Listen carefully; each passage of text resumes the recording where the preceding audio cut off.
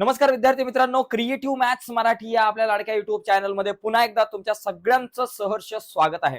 इयत्ता 10वी बोर्डाची परीक्षा जवळ आले. पहिला पेपर आहे आपला 20 तारखेला मराठीचा.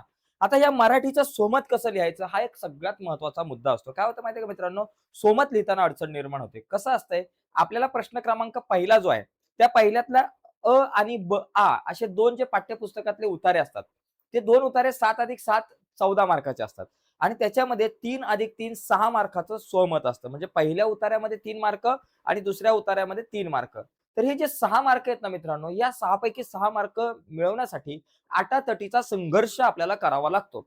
तर इथं 6 पैकी 6 मार्क कसे मिळतील? स्वमत लिहिण्याची नेमकी काय ट्रिक आहे मित्रांनो? कशाप्रकारे स्वमत लिहावं? जेणेकरून तुम्हाला 3 पैकी 3 मार्क किंवा 2.5 मार्क मिळतील. या मुद्द्यावर आज आपण चर्चा करणार आहोत. तर चर्चा अतिशय महत्त्वाची आहे. एकदम डिटेलमध्ये चर्चा करूयात. काही एक्झाम्पल सुद्धा आपण स्वमतची पाहण्याचा प्रयत्न करणार आहोत. तर जाऊयात पटकन पुढं. पुढे जाण्याच्या अगोदर एक रिक्वेस्ट आहे मित्रांनो, जर तुम्ही नवीन असाल चॅनलवर, अजूनपर्यंत चॅनल सबस्क्राईब नसेल केला, तर आत्ताच आपला चॅनल सबस्क्राईब करा आणि त्या बाजूला असलेलं बेलचं बटन दाबायला विसरू नका. चला मित्रांनो, बघा जाऊयात स्वमत कसं लिहायचं. स्वमत लिहिताना काही पायऱ्या मित्रांनो लक्षात घ्या. सगळ्यात पहिली पायरी काय माहितीये का? उत्तराची सुरुवात. स्वमत लिहिताना उत्तराची सुरुवात मी कशी करू? तर शक्यतो काय करा, उत्तराची सुरुवात थेट न करता त्या पाठाचे नाव आणि लेखकाचा उल्लेख करा. गरज असतात म्हणजे सिच्युएशन. कधी-कधी आपल्याला सांगितलं जातं, की जो पाठ्यपुस्तक आहे, पाठ्यपुस्तकातला जो उतारा आहे, एक तर त्या उतार्यावर आधारित तुम्हाला स्वमतचा प्रश्न विचारला जातो, की बाबा अमुक-अमुक उतार्यासंदर्भात तुम्हाला सोनाली आणि दीपाली यांच्यातला जिव्हाळ्याचा संबंध तुम्ही स्पष्ट करा. अशा प्रकारचा जर का प्रश्न आला, तर तिथे तुम्हाला शक्यतो लेखकाचं नाव आणि त्या धड्याचं नाव आणि त्या धड्यामध्ये दिलेला एक छोटासा संदेश एका ओळीमध्ये जर तुम्ही दिला, तर तिथं तुमच्या 1-2 ओळी वाढतील. म्हणजे शक्यतो तुम्ही काय करा, की उत्तराची सुरुवात करताना बऱ्याच ठिकाणी तुम्हाला पाठाचं नाव आणि लेखकाचा उल्लेख जर तुम्ही आवर्जून केला, तर तिथे आपल्याला थोडा फायदा होऊ शकतो, बरं का. पुढे बघा, सोमतमध्ये काय करायचं असतं, प्रश्नाचा आशय तुम्ही समजून घेणं गरजेचं आहे. दुसरा मुद्दा म्हणजे पहिला मुद्दा काय बाबा, तुम्हाला सुरुवात करताना थोडीशी लेखकाचं नाव आणि त्यानंतर त्या धड्याचं नाव जे आहे तुम्ही लिहिलं तर उत्तम होऊ शकतं. त्यानंतर प्रश्नाचा आशय समजून घ्या. तुम्हाला नेमका प्रश्न कशा पद्धतीने विचारला गेलेला आहे.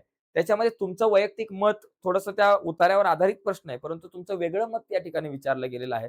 तर तुम्हाला उत्तर लिहिताना वेगळी स्ट्रॅटेजी आखावी लागेल आणि उतार्यामध्ये एखाद्या व्यक्तीच्या संदर्भातला जर एखादा प्रश्न असेल, एखाद्या व्यक्तीच्या व्यक्तिमत्त्वाशी रिलेटेड तुम्हाला स्वमत मांडायचं असेल किंवा उतार्यावरती आधारित असलेल्या एखाद्या घटनेवरती, एखाद्या घटकावर जर तुम्हाला तुमचं मत मांडायचं असेल, तर तिथं तुम्हाला थोडासा वेगळा संदर्भ द्यावा लागेल. तिथं थोडासा वेगळा विचार करावा लागणार आहे प्रश्नाचं उत्तर लिहिताना. तर हे दोन्ही प्रश्न आपण बघणार आहोत आजच्या चर्चेमध्ये. पण लक्षात घेणं गरजेचं आहे, की स्वमतमध्ये तुम्हाला तुमचे मत विचारलेले असते. त्यामुळे मला असे वाटते, की किंवा माझ्या मते अशा शब्दांनी उत्तराचा मुख्य भाग तुम्ही सुरुवात करू शकता. म्हणजे दुसरा जो पॅराग्राफ आहे, तो तुम्ही अशा प्रकारे सुरुवात करू शकता दुसऱ्या पॅराग्राफची. ओके. पुढचा एक मुद्दा बघा, मुद्द्याची मांडणी करताना स्वमत शक्यतो जर 3 परिच्छेदामध्ये लिहिलं तर ते उत्तम होऊ शकतं. कसं? पहिल्या परिच्छेदामध्ये पाठाचा संदर्भ द्या. दुसऱ्या परिच्छेदामध्ये तुमचं स्वतःचं मत आणि विचार मांडा, तुमचे अनुभव मांडा आणि तिसऱ्या परिच्छेदामध्ये समारोप करा. म्हणजे थोडक्यात तुम्ही निष्कर्ष करा. अशा 3 मुद्द्यांमध्ये जर असेल तर एकदम उत्तम काम होऊ शकतं. पुढचा मुद्दा, उदाहरणांचा वापर करा. तुमचं मत पटवून देण्यासाठी तुम्ही काही उदाहरणांचा सुद्धा थोडक्यात वापर करू शकताय. आणि सकारात्मक दृष्टिकोन. तुम्हाला स्वमत लिहिताना, तुमचं मत लिहिताना कधीही नकारात्मक दृष्टिकोनातून लिहू नका. शक्यतो ते मत लिहिताना तुम्ही सकारात्मक दृष्टिकोनातून लिहिणं गरजेचं आहे. ठीक आहे. आता याच संदर्भात मित्रांनो आपण हा जो एक प्रश्न आहे तो आपण बघू, की वाट पाहणं ही गोष्ट एरवी सुखाची थोडीच असते. या उद्गाराविषयी तुमचं मत सविस्तर लिहा. आता हा जो उद्गार आहे, वाट पाहणं ही गोष्ट सुखाची थोडीच असते. इथं तुमचं मत आता लिहायचं इथं. वाट पाहण्याच्या संदर्भात तुमचं मत लिहा. ओके. इथं तुम्हाला या ठिकाणी हे मत लिहिताना आपण बघा काय केलेलं आहे, की सुरुवातीला मी तुम्हाला म्हटलं, की पहिल्या पॅराग्राफमध्ये शक्यतो तुम्ही पाठ्यपुस्तकातल्या त्या ज्या धड्यातला हा उतारा आहे, त्या धड्याचं नाव आणि लेखकाचं नाव आणि त्या लेखकाने दिलेला एक महत्त्वाचा संदेश या धड्याच्या माध्यमातून तो तुम्ही जर सांगितला तर उत्तम होईल. जसं की वाट पाहताना या पाठात लेखिकेने जीवनाचा एक सुखमंत्र सांगितला आहे. वाट पाहणे हा तो मंत्र होय. बरं का? वाट पाहणे हा तो मंत्र होय. म्हणजे जो पाहताना या पाठामध्ये लेखिकेने काय केलंय, जीवनाचा एक सुखमंत्र दिलेला आहे. आणि तो सुखमंत्र काय माहितीये का? वाट पाहणे हाच तो मंत्र आहे. म्हणजे वाट पाहणे हा तो सुखाचा मंत्र आहे. म्हणजे जितका वेळ तुम्ही एखाद्या गोष्टीची वाट पाहाल, जितका वेळ तुम्ही एखाद्या गोष्टीची वाट पाहाल, एखाद्या व्यक्तीची वाट पाहाल आणि तो उशिराने आल्यानंतर तुमच्या मनाचा जो काही आनंद आहे, तो वेगळा असतो. एखादी गोष्ट जर तुम्हाला जास्त उशिराने मिळाली, तर ती मिळाल्याचा आनंद जास्त असतो आणि तो आनंद जास्त काळ टिकून राहतो. ते सुख जास्त काळ टिकून राहतं.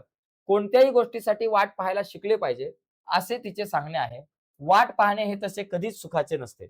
वाट पाहणं सुखाचं नसतं, पण वाट पाहिल्यानंतर जी फळं मिळतात ती सुखाची असतात. हे लिहिलं. आता मग तुमचं मत या ठिकाणी तुम्हाला मांडायचं आहे. मग इथं तुमचं मत तुम्ही मांडू शकता, की एखादी गोष्ट वाट न पाहता चटकन मिळाली, तर ती गोष्ट आपली जीवाभावाची आहे की वरवरची आहे, हे कळायला मार्ग राहत नाही. म्हणजे पटकन वस्तू मिळाली, तर कसं होतं ती वस्तू खरंच आपल्या जीवाभावाची आहे का? की खरंच आपल्या आवडीची आहे का? की आवडीची नाही हे आपल्याला कळत नाही. ओके.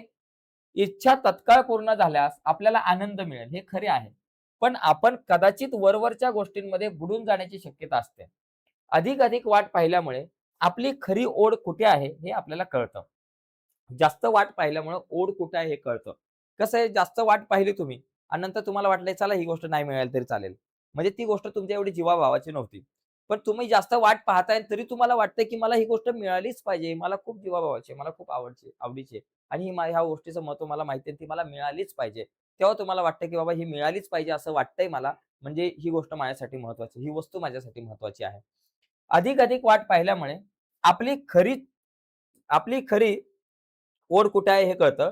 म्हणजेच आपल्याला खरोखर काय हवे आहे, नेमकी कशाची गरज आहे, हे कळून चुकते. जे आपल्या दृष्टीने मोलाचे आहे, ते शोधण्याची दृष्टी या वाट पाहण्यातून आपल्याला मिळते. जी गोष्ट मोलाची आहे, ती शोधण्याची दृष्टी वाट पाहण्यातून आपल्याला मिळते. आपल्या दृष्टीने मोलाच्या असलेल्या गोष्टी मिळाल्या, तर आपले जीवन समृद्ध होते. समृद्ध जीवन जगणे हेच तर प्रत्येक माणसाचं ध्येय असतं आणि म्हणूनच वाट पाहणे त्रासाचे जरी असले, तरी अनेक गोष्टींचे मोल ओळखण्यासाठी ते उपयोगी ठरते. तर अशा प्रकारे एकंदरीत सुरुवातीला तुम्ही पाठाचा संदर्भ देऊ शकताय आणि नंतर तुम्हाला तुमचं मत या ठिकाणी तुम्हाला मांडता येऊ शकतं. पण हे मत मांडताना शक्यतो धड्याचा, त्या प्रकरणाचा आधार घ्या. त्या प्रकरणामध्ये लेखिकेने किंवा लेखकाने जे काही मुद्दे मांडलेले आहेत, त्याचा पण तुम्ही आधार घेऊन तुमचं मत तुम्ही मांडलं, तर तुम्हाला जास्त मार्क आरामात मिळू शकतायत. ओके. नुसतंच तुमचं मत मांडण्यापेक्षा लेखकाने जे काही मत मांडलंय त्याचा थोडासा आधार घेऊन त्याच्याबद्दल तुम्हाला काय वाटतंय असं जर लिहिलं तर ते खूप छान. आता इथे बघा, सोनाली व दीपाली यांच्यातील जिव्हाळा व्यक्त करणारा प्रसंग तुमच्या शब्दात लिहा.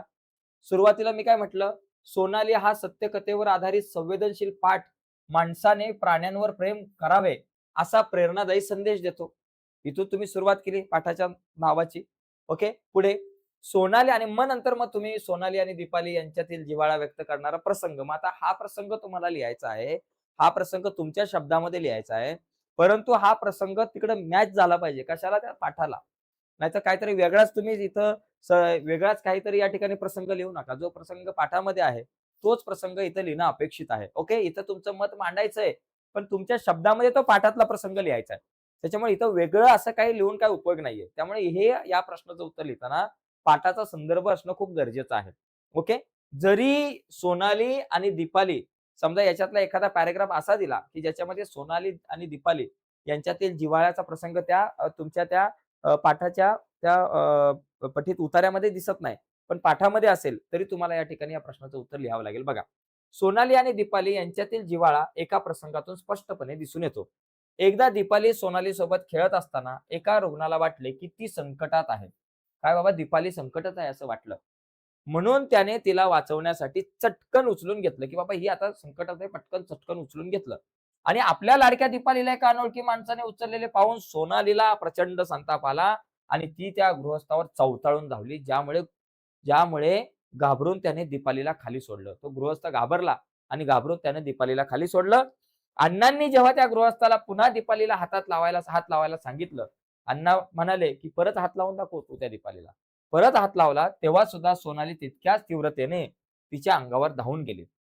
या प्रसंगातून हे सिद्ध होते, की सोनाली केवळ एक हिंस्र प्राणी नसून ती त्या कुटुंबाचा एक अविभाज्य भाग बनलेली आहे. ओके. लेखकाचे घर तिला आता स्वतःचं घर वाटत होतं आणि घरातील सर्व माणसे तिला आपली वाटत होती. आपल्या कुटुंबातील कोणत्याही व्यक्तीला परक्या माणसाने स्पर्श करणं हे तिला मुळीच मंजूर नव्हते. तर अशा पद्धतीने तुम्ही मित्रांनो हे सोमत लिहू शकताय. तर सोमत लिहिताना साधारणतः आपल्याला अशा प्रकारे काळजी घेतली पाहिजे. हे तुमच्या लक्षात आलं असेल. ठीक आहे. तर एकंदरीत आता आपण थोडंसं थांबण्याच्या अगोदर एक महत्त्वाची गोष्ट मित्रांनो तुम्हाला सांगतो, की जर तुम्हाला मराठी विषयामध्ये चांगले मार्क मिळवायचे असतील, तर तुम्ही मराठीच्या काही जुन्या प्रश्नपत्रिका ज्या आहेत त्यांचा सराव करणं खूप गरजेचं आहे. तर जुन्या प्रश्नपत्रिका घ्या, त्यांचा सराव करा तर त्या जुन्या प्रश्नपत्रिका तुमच्याकडे नसतील, तर या व्हिडिओच्या खाली डिस्क्रिप्शनमध्ये मी लिंक दिली. त्या लिंकवर क्लिक करून तुम्ही जुन्या प्रश्नपत्रिका ज्या आहेत त्या डाउनलोड करा आणि त्यांचा तुम्ही अभ्यास करा. तुम्हाला खूप सारा फायदा होऊ शकतो आणि त्याचबरोबर मी नोट्सची सुद्धा लिंक व्हिडिओच्या खाली डिस्क्रिप्शनमध्ये दिलेली आहे. आणि त्याचबरोबर जर तुम्ही सेमी इंग्लिशला असाल किंवा इंग्लिश मीडियमला असाल आणि तुम्हाला गणिताचा अभ्यास करायचा असेल, तर गणिताच्या व्हिडिओ तुमच्यासाठी आपण सेमी इंग्लिशच्या आपल्या एका YouTube चॅनलवर अपलोड करत असतो. तर त्या सेमी इंग्लिशच्या YouTube चॅनलची लिंक पण व्हिडिओच्या खाली डिस्क्रिप्शनमध्ये आहे. त्या लिंकवर क्लिक करून तुम्ही आपल्या गणिताच्या व्हिडिओ इंग्लिशमधून बघू शकताय. आणि या YouTube चॅनलवर आपण तशा गणिताचे व्हिडिओ मराठीतून अपलोड करत असतो. पण इंग्लिशमधून दुसऱ्या चॅनलवरती तुम्हाला बघायला मिळतील. तर आजच्या चर्चेत इथेच थांबूयात मित्रांनो. बाय सर्वांना. धन्यवाद.